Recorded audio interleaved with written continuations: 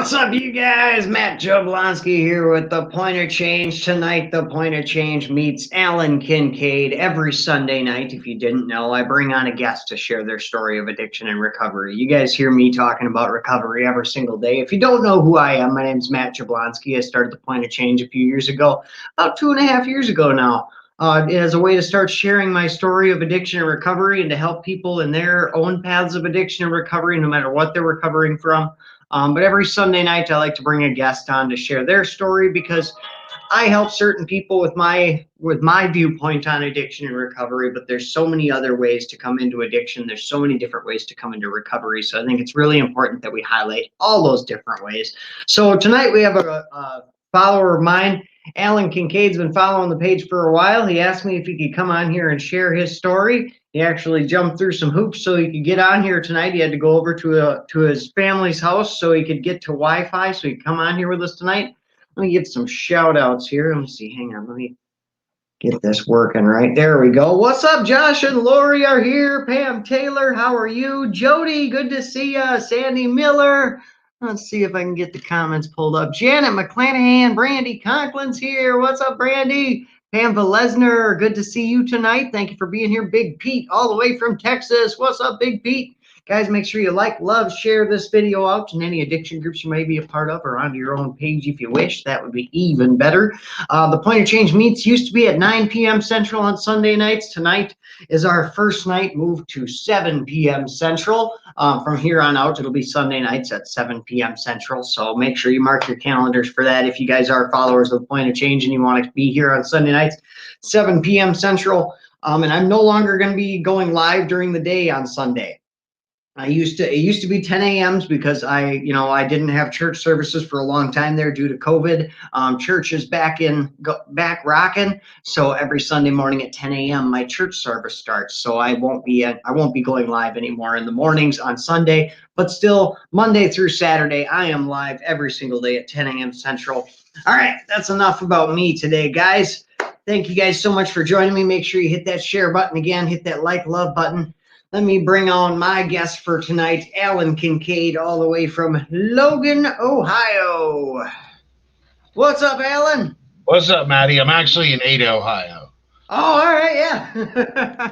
Well, living in Logan, and you came over all this way just to get on here tonight, huh? Yeah. Awesome. I appreciate that, brother.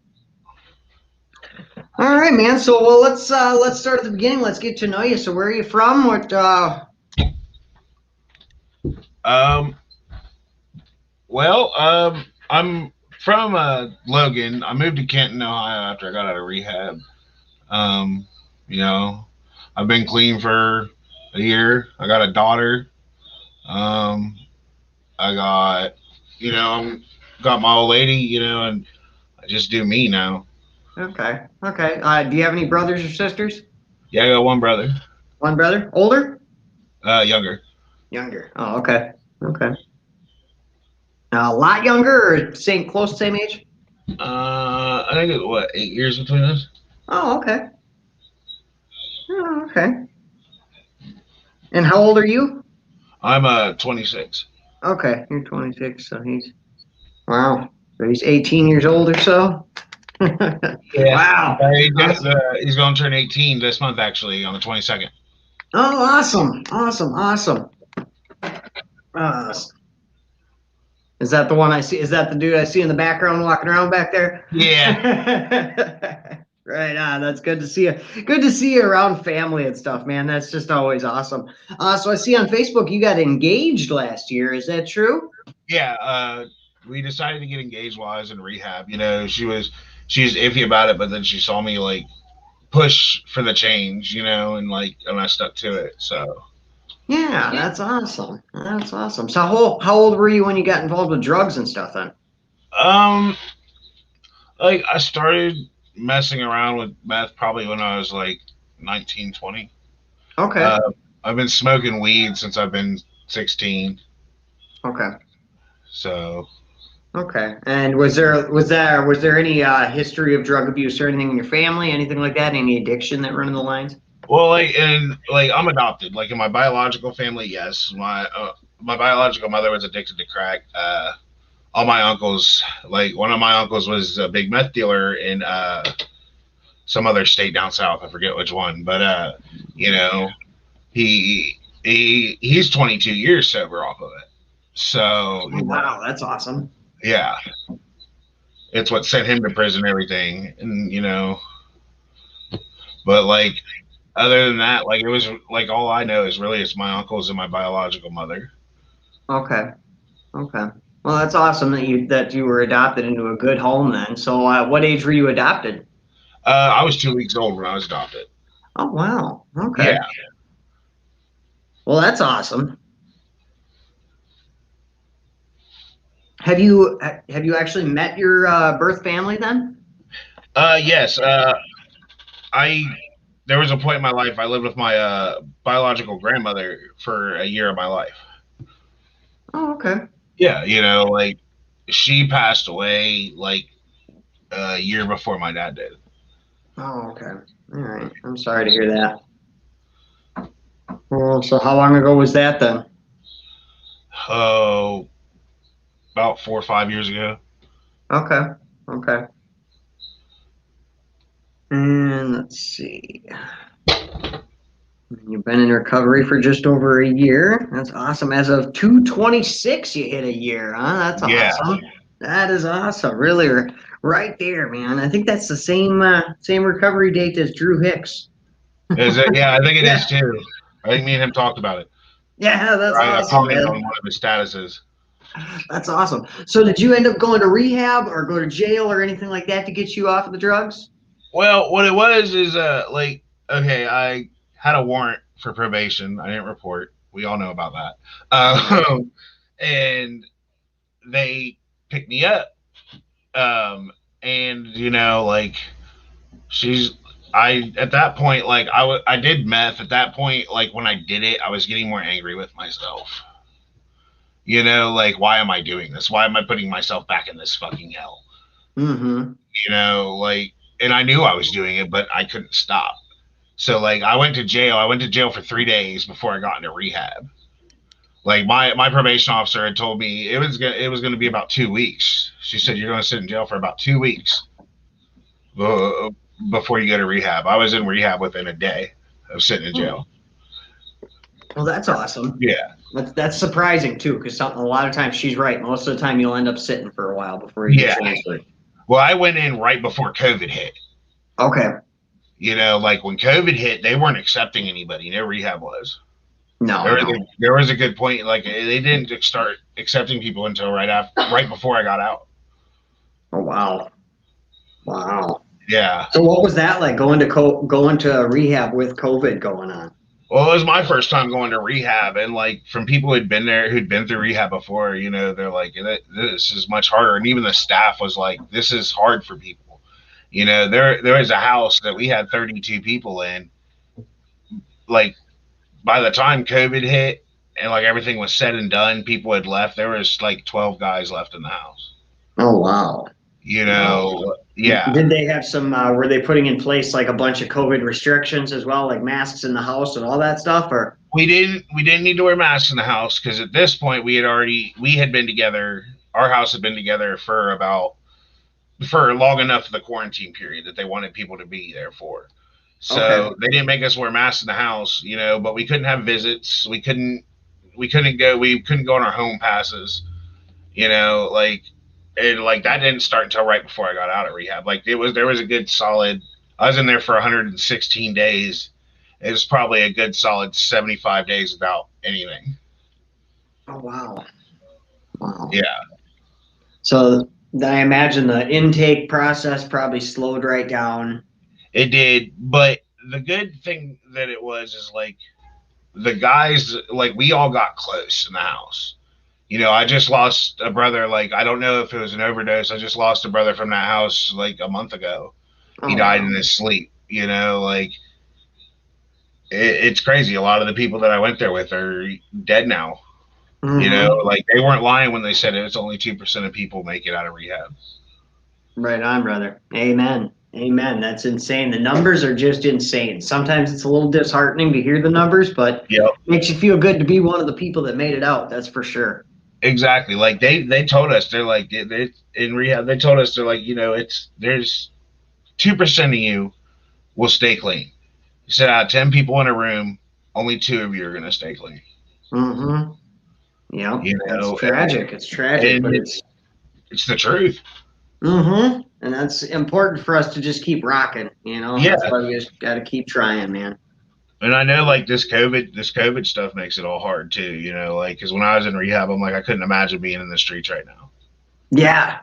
Yeah, I can't even imagine. I'm so happy that I found recovery when I did too, in Yeah. 2017 and everything that I started before then. I thought the same thing when COVID hit. I was like, thank God I already started the point of change because there was a lot of people already, doing their meetings here on online and coming to Yeah. see my 10 a.m. videos as a way of keeping their recovery going. And I was really glad that I started this when I did to be able to have this provided for people in 2020. Right. Right. Definitely. So do you do any kind of meetings or anything like that? Like there's really not a lot of meetings open right now. Amen to that. Like, but there's one that I like that I go to, but it's very small, like, and it's only like once every other week. Okay. Okay. But like I usually consider like watching your videos like the meeting basis. Like it really is like we're all in here together. You may be the one like live, but we're all talking to each other. Mm-hmm. Amen. Amen. I love the guy, you guys always in the comments have such a community going. While I'm talking up there, there's so many sidebar conversations, and if somebody comes in, they're struggling, somebody else is always right there to reply to them. I love it. Yeah, I love that. Like it was weird going from like I've always had my family, but like when I was doing when I was doing dope and stuff, like I pushed everybody away because I didn't want everybody seeing that. I didn't want people seeing the monster I've become. And like going into rehab, from feeling alone like that, going into rehab and like I came out of jail. I had a pair of pants, a pair of boots, and a shirt. 2 Mm. cigarettes in my pack that they had gotten me with. I had more, but them fucking COs took them. Like, but like, and as soon as I got there, as soon as I got out of the shower, I had a bed full of snacks. I had, a couch full of clothes for me. And I'm a big dude. I was big, like even when I was doing meth. So like when I came in, there were a lot of bigger dudes there. They're like, here, I had hygiene stuff and everything. Oh, that's Like, awesome. it wouldn't even be in there for a half hour, and I had everything on the couch as soon as I came out of the shower. It was great to come into that kind of love. It's different. Mm-hmm. It definitely is. You're not ready for it. Yeah, People start just giving you stuff. You're like, oh, I can't take all this. I don't know. This is weird. Everybody here's weird. exactly. Because like I was still in the mindset of like, well, what are they going to want from me? Yeah.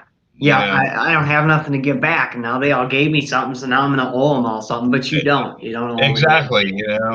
They're giving you their clothes because that helps them keep their recovery. It helps them keep Yeah, their and stuff like going. it took me a while to realize what that was. It wasn't until I was almost out of rehab that I realized that. Yeah. We're not used to that kind of love at all. We're used to everybody's out for theirs. Everybody's got their own thing. And when you do see that kind of stuff in the, out in the drug world, it's more, I mean, I remember guys back in my using days that would bring you by food or something like that. It's not to say that all drug addicts didn't have a heart or something, but like it's just so much more prevalent, right, in the recovery world. Every single person is ready to hand you something. Right, like a drug addict is the nicest son of a bitch you'll ever meet. Smarter than shit too.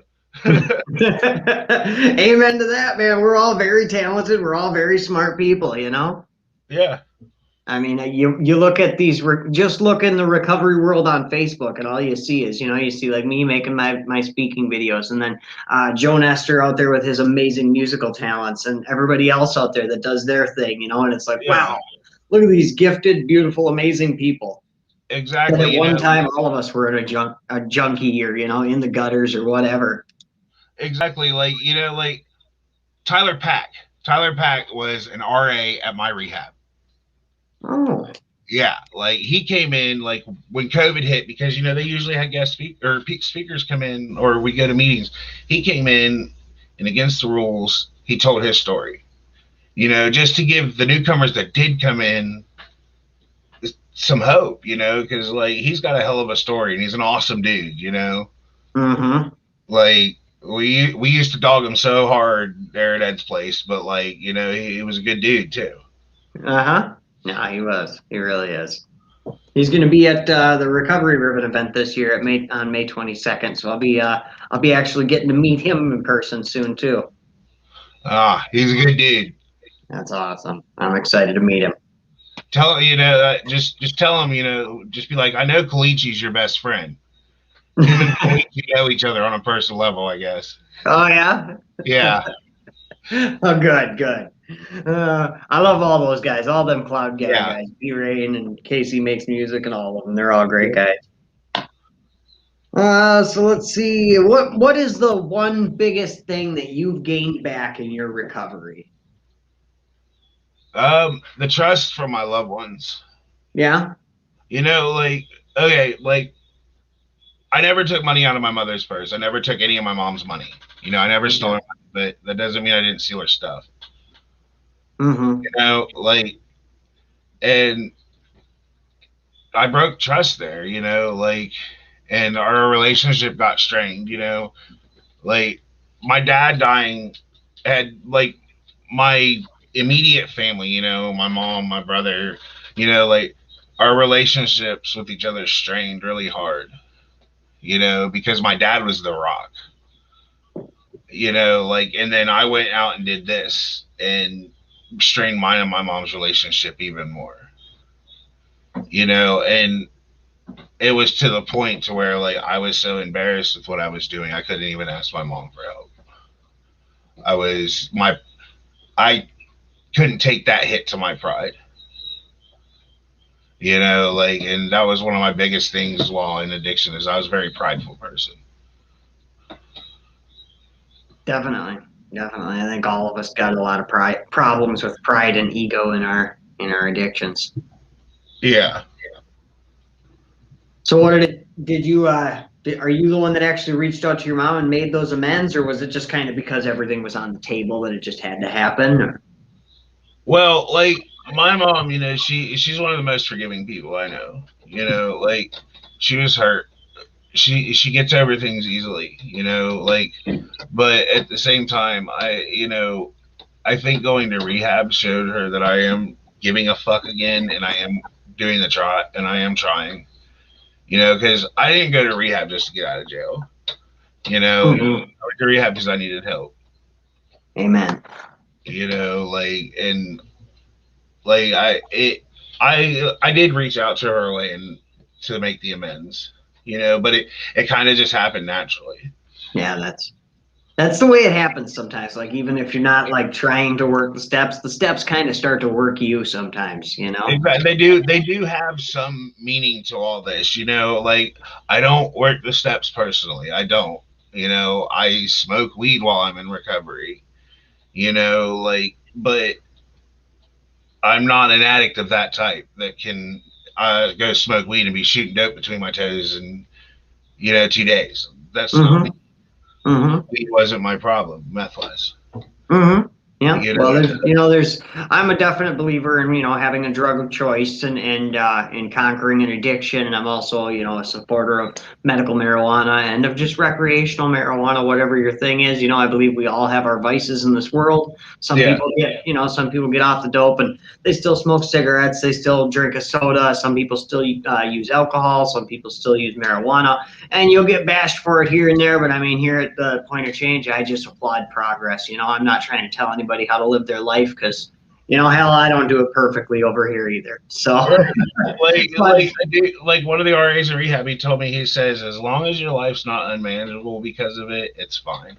Mm-hmm. Yeah, that's the first step, is admitting, is admitting a powerlessness or admitting that your life has become unmanageable. And part of that step is saying, okay, is my life unmanageable? And if your answer is no, no, my life's not unmanageable, well, then you don't need that step, Right. It's when you see, I always tell people, if you see drug use is a sign or a symptom of addiction.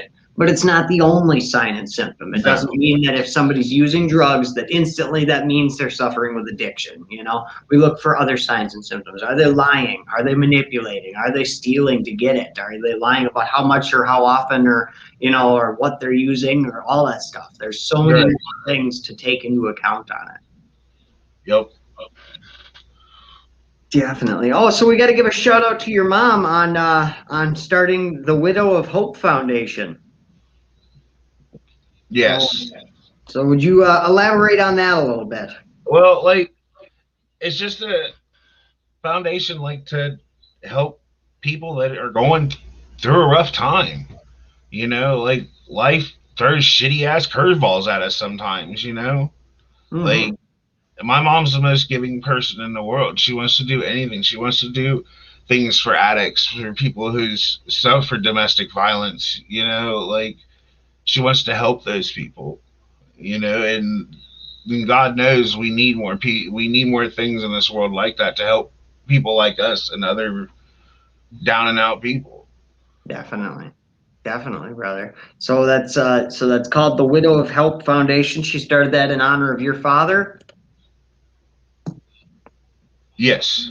Awesome. So let me I'm gonna drop a link here to her email in the chat. Widow of Hope at yahoo.com. If anybody wants to connect with her, she's so far hasn't set up a Facebook page or anything like that, but that is her email there. If anyone wants to connect with her and find out more about the Widow of Hope Foundation and what she wants to do with that, or any way you could support that, go ahead and send an email to that address right there and get in contact with her. What's your mom's name? Tony. Tony. Okay. Tony Kinkead, I imagine. Yeah. All right. Mom likes to jump in on everything. That's how moms are. My mom's the same way. Anytime I'm doing something, she's like, I will be there. Yeah. uh, it's funny sometimes when I do a speaking engagement and my mom's there because she'll start walking around with me and stuff, and it's like I'm the speaker, I'm the motivational speaker that they hired to come here to speak, and my mom's following the guy who owns the place around, and I'm kind of tailing around behind him, like, okay, mom, I'm coming, Yep. I'm coming. Like I'm the owner here, mom. I'm the business owner. Let me talk to them. Let's see. Ryan says, "My dude, Alan. Ryan Butterball. Butterball. He was in rehab with me. Oh yeah, Yeah, he's a good dude. He right on. had a hell of a story too. He's like, I love that dude. That's awesome. Glad to see you still stay in contact with people that you went into rehab with too. That's good, man. So do you have any kids or anything, Alan? Yes, I have a daughter and I have 4 stepkids. Oh yeah. Yeah, my daughter she's gonna be 2 in April, Oh yeah, nice. and then my old lady, she's got an 18-year-old, a 14-year-old, a 13-year-old, and a 5-year-old. Oh wow. Yeah. You got a lot of kids now, don't you? Yeah. I didn't have a lot of kids before, but then I got with her, and it was just like, hey, you got kids now. Instant family. Instant Yeah. family.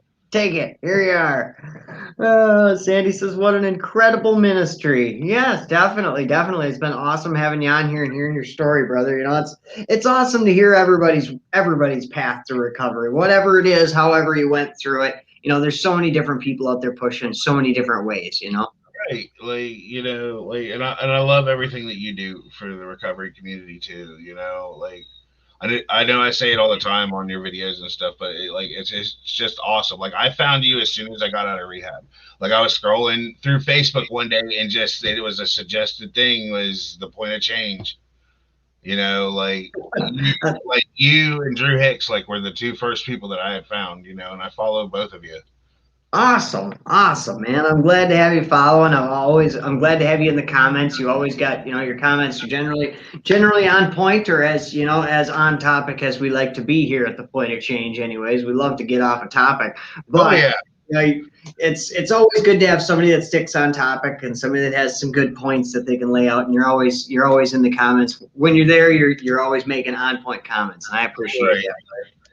So you got anything else you want to lay on these people? I got about 5 more minutes here, and then I'll let you get out of here. Well, like all I gotta say is like if you if you need help, reach out. If you fall down, reach out. Like it's okay. Like it gets rough. The world ain't a good place right now. We all know it. But I know every one of us has seen the worst the world has to offer. Like I love every one of you. You guys are awesome, and I just appreciate being on here, Maddie. That's awesome. Well, thanks for reaching out and setting this date and actually sticking through with it, brother, and coming on here and sharing your story. I really appreciate that, man. This is You're your welcome, brother. first time doing a live video, right? Yep. Right on, right on. I love that. Thanks for coming on here tonight and sharing with us, brother. You're welcome, bro. Like much love to everybody. All right, man. Well, you have a good night. All right, buddy. There you have it, ladies and gentlemen. The Pointer Change meets Alan Kinkaid. What an awesome story! What a great guy, and just that's another shout out to anybody out there who's pushing through anything. You guys can overcome anything that this world brings at you, and you're going to do it different ways. Sometimes recovery looks totally different than what you're used to. You come around here on the Pointer Change, you may have always seen it done the 12-step way, or always seen it done the Celebrate Recovery way, or always seen it done this way, or always seen it doing the 100% clean way, or whatever you've only seen. If you've only had a closed viewpoint on recovery, get ready to have your walls blown away here at the Point of Change, okay? There's so many people here that are doing it so many different ways. We got NA, we got CA, we got CR, we got ASDF, JKA, semicolon. We got different ways of recovery from all over the world, all different routes of addiction, all different routes of recovery. And I love hearing all these stories. So if you or anyone if you know somebody who's got an amazing story of addiction and recovery, and you want them to get on here and share their story, if you yourself have an amazing story of addiction and recovery and you want to get on here and share your story, make sure you go to the Point of Change. Send me a message and let me know that you'd like to be on here. I got a couple months ahead of time. I'm generally lined up for a couple months, but get a hold of me and I will get you on Sunday nights at 7 p.m. Central and having guests on. So anytime, guys. All right. I love you guys. I hope you guys have a beautiful rest of your Sunday evening. Until I see ya, stay happy, stay healthy, and stay clean.